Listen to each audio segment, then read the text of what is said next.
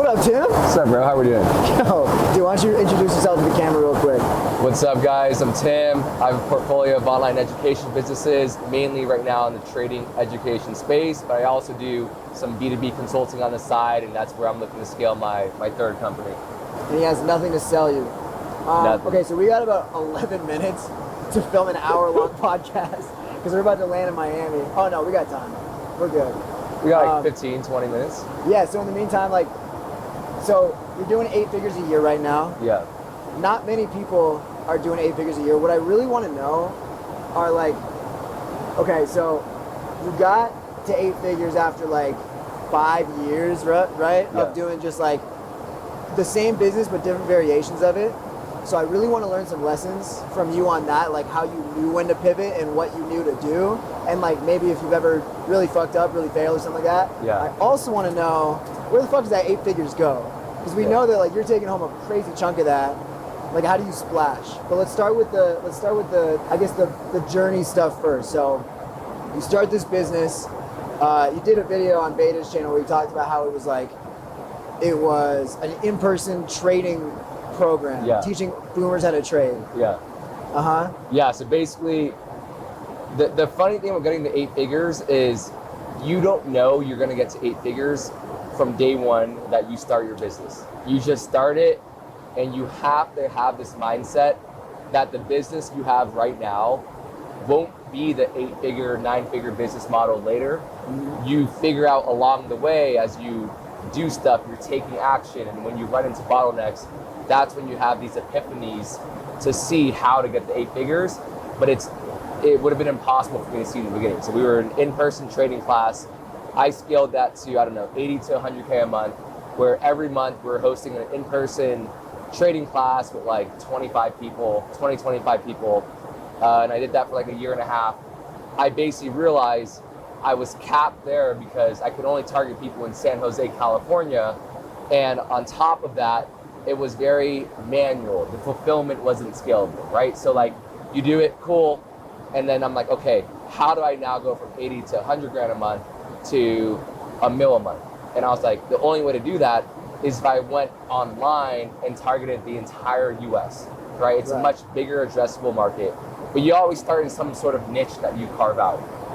Now that I've done that, I realized, okay, now that I got to, 1.3, 1.5 a month right now, okay, to get to 3-4 mil a month, here's what I have to do, essentially. What do you have to do? So right now, the biggest thing is we launched both vertically and horizontally. Now, you don't have to do both.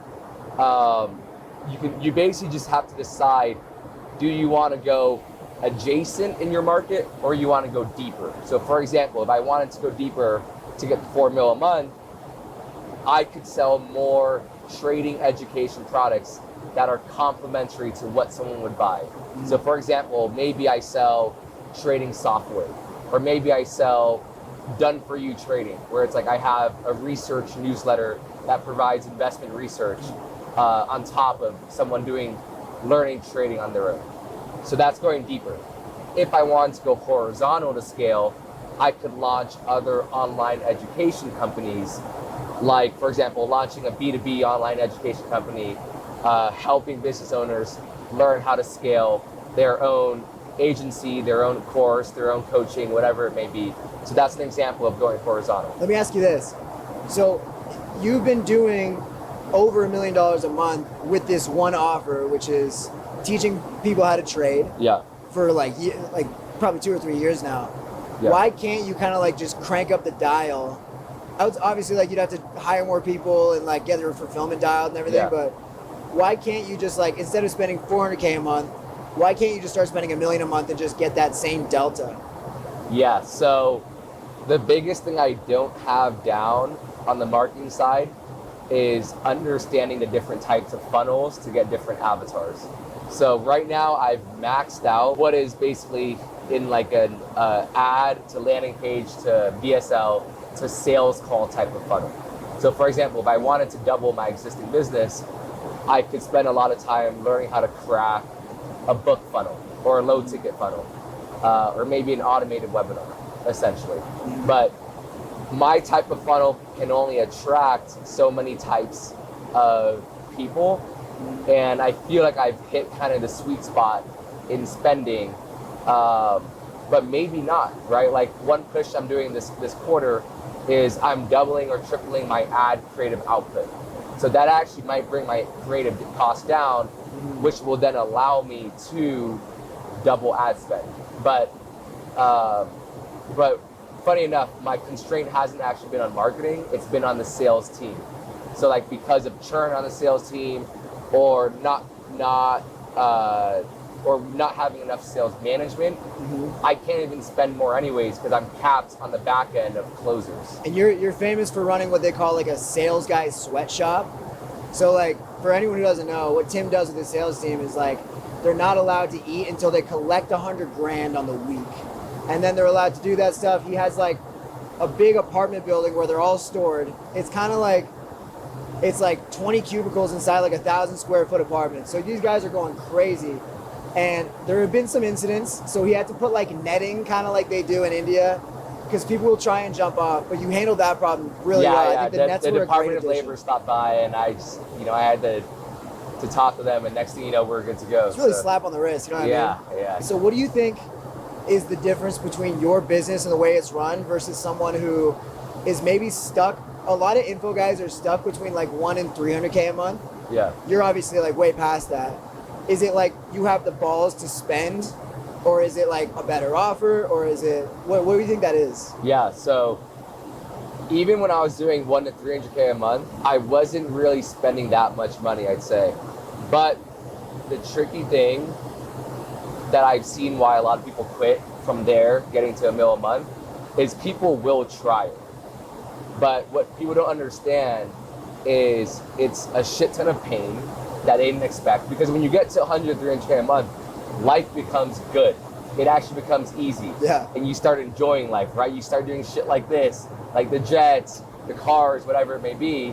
And you're like, man, this is actually what I wanted starting a business in the first place. So a lot of people just don't even have the motivation to try. For the people who do have the motivation to try, now it's like, holy shit, I just spent 6 months hiring this exec and launching this new funnel, or bringing in closers, or bringing in a sales manager for the first time, and everything went to shit, and now I'm losing money, or now I lost a couple $100,000, a few $100,000 doing that. So you basically spend 6 to 12 months trying, the most stress you've ever had because everything's going wrong trying to scale, and now you're making less money. Because when you scale, you will make less money because you're inefficient to build infrastructure, to get the right people. You're going to fuck up on your hires. And then people are like, what am I doing? And then it just ends up not being working, and they scale back down. So you are in a position now where you've hit scale and you're killing it.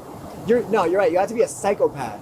Like for you to be making, like a lot of these guys are netting 180, 250 a month, because they don't really have a ton of expenses. Yeah. And they're like, why the fuck would I like scale more? Like there's not really much you're missing out on. But for you, and this is now like not about business anymore, this is like take home, like what Tim puts in his bank. What do you find the differences are between when you were netting like maybe 100, 200K a month to like where you're at now? Literally the difference is nothing, because I really try to not increase my lifestyle, essentially. How's that going? Good, honestly. surprisingly pretty good. But I really try and not increase my lifestyle.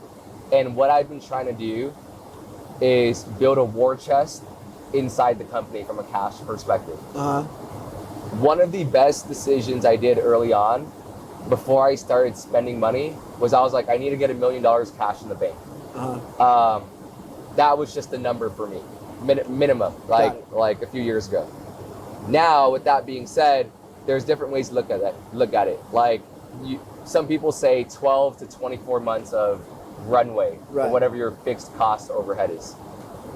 I highly recommend someone do that, because once you do that, even when you eat shit for 6 months, 9 months, you still have enough time frame to bounce back from it. Right. And I think if you increase your lifestyle creep too soon before you build that net, it won't allow you to take that risk that you had early on before you started the business, where your risk was basically very little. Right. Now, to be honest, like surprisingly, my lifestyle spend has not increased, but because I've just gone out and I've met a lot of people, etc., I've been able to get more access to stuff without having to spend more money. Like what? It could be events, it could be going out even. Yeah, like we're coming from Fashion Week. Like, how was your Fashion Week?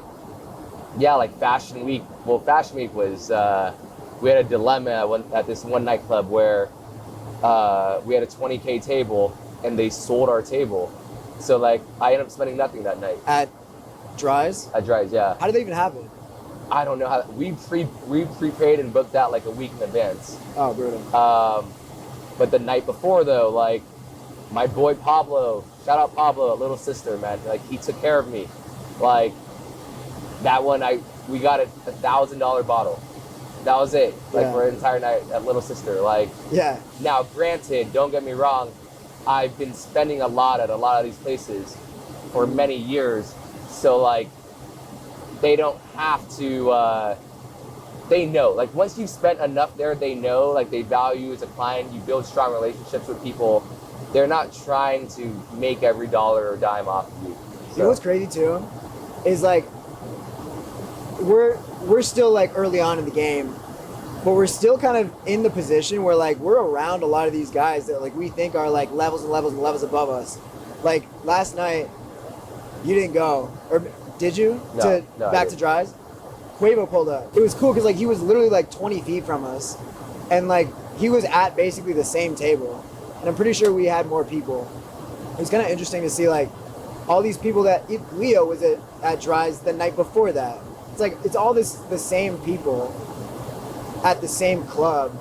Like I'm trying to figure out now, like if we have more money to spend on lifestyle stuff, like I'm not really sure like what you do get out of it. The biggest thing I spend money on, like my non-negotiable, is convenience. So that's probably been the singular thing that's just made my life easier. Like not having to think about like stuff around the house, like not having to think about like just Ubering everywhere and not having to worry about money. Oh yeah, you don't have a car. I don't have a car. Like just not doing stuff I don't want to do, and having convenience has probably been the biggest peace of mind. So yeah, I'm the same way. I Uber Eats everything. Yeah. I have a maid come once a week. Like we have valet at our building. It's like $20 a day, and sometimes I'll leave my car by accident for like a week or two. Yeah. And like right now, I bet I'm running up a bill for sure with valet because I've been away for like 3 weeks. But like I would rather give them the car than like have to drive up 12 floors. You know what I mean? Like exactly. All this stuff where it's like it's not even like to save time. Like it's not like a balance sheet thing. Yeah. It's like I just don't want to fucking do it. Yeah. And like if I can hand you the equivalent of like 10 cents to like take care of this problem for me, you know what I mean? Yeah. Like what people don't understand is once you get up to a certain level, spending more money doesn't change the experience, because whether you spend 100 grand at the club versus 10 grand, your experience is basically the same. What matters more is like who came with you at the table, who's at your table, is it a good vibe, is it people you fuck with? But spending 10 times as much doesn't change your experience. Exactly. It's just the vibe, right? Like the people who are around, that matters more, dude. You could have the shittiest table with the coolest people and the hottest girls at your table, and you would have the best time. 100%. So and I think that's like what people don't really get. Like if you're chasing something, it's gonna be people. Like even though I still have way more to go, I don't feel like I chase money as much. Yeah. I more so chase relationships. I think you're kind of the same way too, right? Yeah, I had a phase actually where I think it was ironically right when I hit close to $1 million a month where I got very unmotivated for like a year. And I just was cruise control on my business. And it took me a lot of time to basically reset my mental motivation to become hungry again, to want more. Because how'd you do that? I think a lot of it is, one is you have to get the BS out of your system. which is like, go enjoy the club, go date the hot girls, go get the nice car, like whatever it may be, that whatever you wanted, right?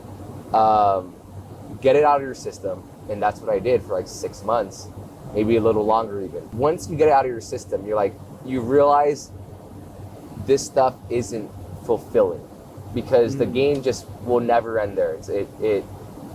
It ends up becoming more soulless in the long term than like truly like what you're passionate about. Right. So once you do that, then you're like, okay, well then now what's next, right? And I've spoken to a lot of people about this, especially people who are like way above me, and they actually gave me the same advice. They're like, dude, I had your exact same thing, because when you first start, you're in it for the money. After that, you now recreate your goals, but essentially we all create goals that are too low in the beginning. And once you hit those goals,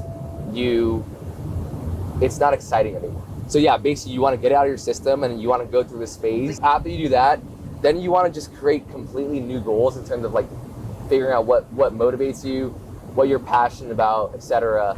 So now my next goal is, okay, now I want to get to 100 mil a year.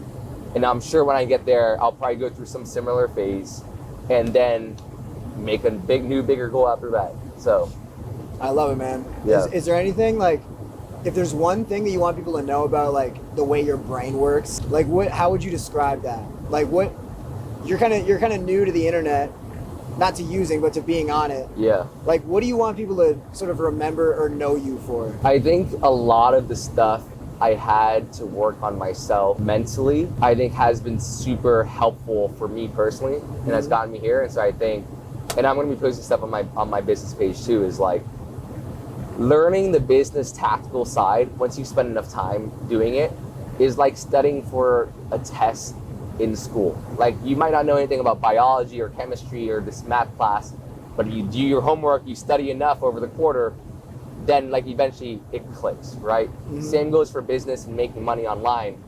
It's really not that complex once you put in enough time for it. The part that's complex is rewiring your mindset and identity to become this person that deserves money and can attract money and attract the right people, and actually can give yourself the confidence to make it through the tough time, to build resilience, to have the psychology to learn and just figure things out, essentially. So Fire. Good shit, man. yeah. Hey, I'll see you next Fashion Week, all right? Likewise. Did you walk, by the way? That jacket's sick. No, this was honestly Johnny's fault, man. I walked into one store in New York, and basically we try on one thing and we buy an entire LV set. So Where can they find you, man? Timothy Luong on IG, same with on YouTube. Hell yeah. Thanks for watching, everybody. Follow them. See you guys next time.